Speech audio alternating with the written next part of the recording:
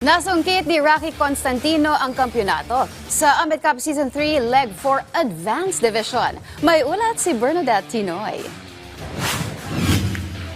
Sa nalalapit na Grand Finals ng Amit Cup Season 3, muling nagpasiklaban ng mga Filipino pool players sa Leg 4 ng prestihiyosong patimpalak. Nasa 120 players ang sumali sa Intermediate Division, habang 46 naman ang namahok sa Advance. Sa huli na pasakamay ni Rocky Constantino ang kampyonato sa Advance matapos talunin si Yvonne Bedeo sa final round.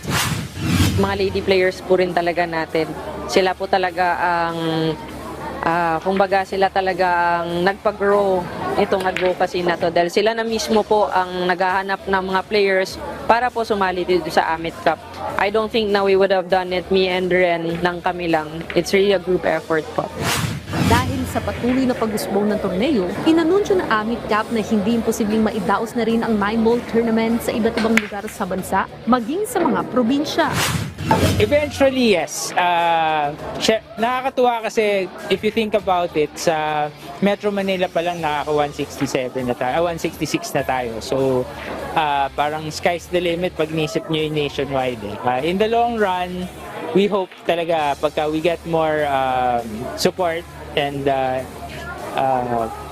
we are able to reach the level talaga na kahit sa Mindanao and sa Visayas, mararating din natin eventually yun. Yun talaga din goal namin. Samantala, inaabangan na rin ng billiard community ang nalalapit na Amit Cup Season 3 Grand Finals ngayong June 15 sa VIP Billiard Hall at ang pag-arangkada ng ika-4 na edisyon ng paligsahan. Going into Season 4, grabe Season 4 na tayo, ma'am, no? So, going into Season 4, ang pinaka-focus po talaga namin is kung papaano papagandahin.